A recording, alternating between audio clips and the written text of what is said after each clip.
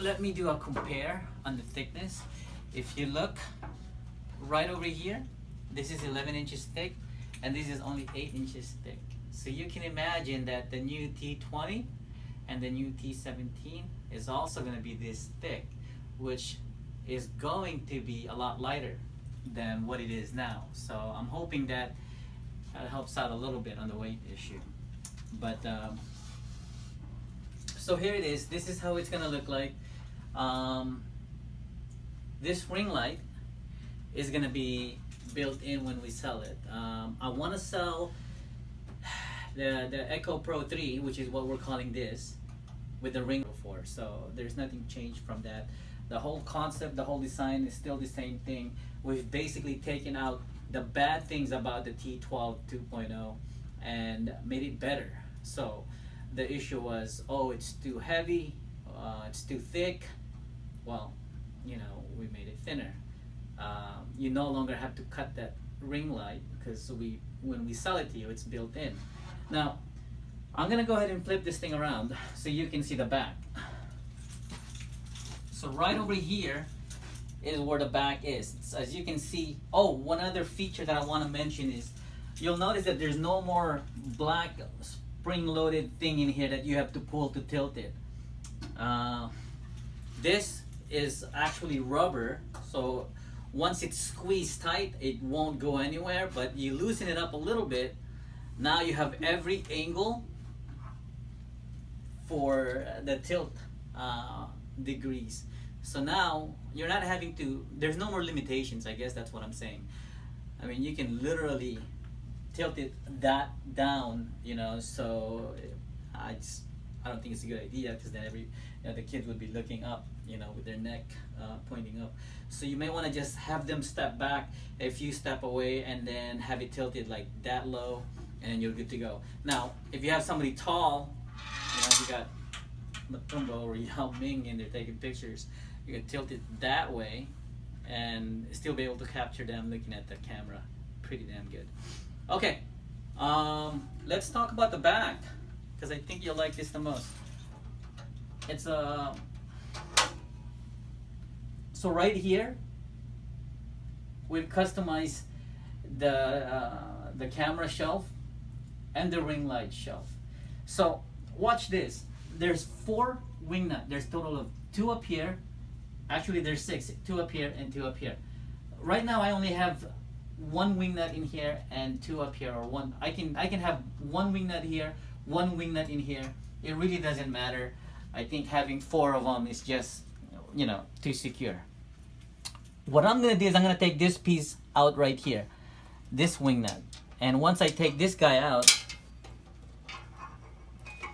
the camera shelf will not go anywhere. See, again, it's just another way to secure it. So what I'm gonna do next is I'm gonna take this wing nut and this wing nut, and you'll notice that I'll be able to take the whole ring light out if I did that. So I'm gonna start with this guy right here, and then this guy.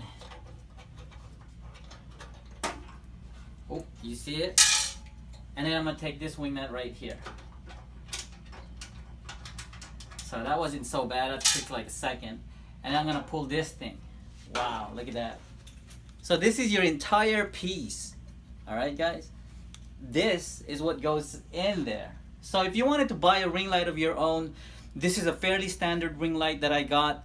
I made a deal with a photography manufacturer for them to make this specifically for me.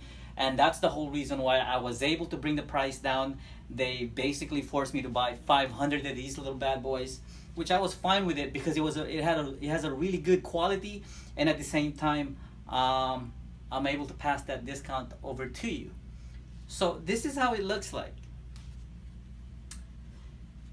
Let's see. If you wanted to take out the camera, same thing. You take it out from here. If you want to take this piece out from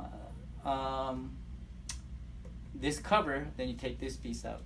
Obviously, I put my little I lasered my little name in there. It says RBA on it.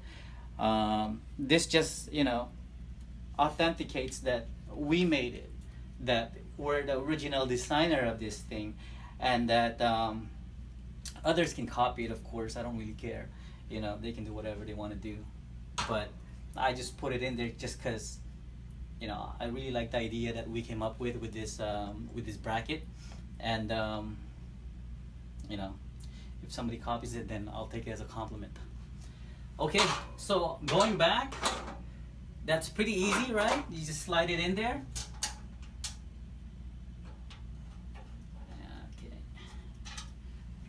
I like to put just one on each side, just because I want to take the shortcut.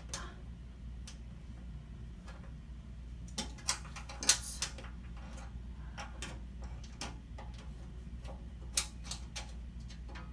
You don't really need a whole bunch of wing nut. That's just my engineer being securely freak. Okay, on this ring light, it's got a synchronized button that you can connect. It's located right over here, and it connects in here in your hot shoe. There's an on and off switch. This is for your continuous light. If you turn it on, the continuous light is on. Pull it down, it's off. This is your strobe flash test. Once you click it, you know, just like the Alien Bee, it'll flash. You got the dimmer right here. You can turn it to all the way to the right and make it really, really bright, and then all the way to the left, make it really, really dim. One other feature that we added on the stand, well, it's the same thing as the old stand, but what we did was we added this little hole. You'll notice that back in the days, it didn't have this little hole right here. So we added it because rather than running the cable all the way down to the floor, we felt that most of the time people will run it from here and connect it to their printer stand or the printer shelf. So that's your basic review for this new ECO Pro 3. Everything else is still the same thing, and nothing's pretty much changing other than it's lightweight, cost effective. I don't know, it just looks sleeker too. So there it is. So I suppose you can expect the same thing coming for the new T17 and the new T20. All right? See you guys later. Visit us on the web, rayborgia.com.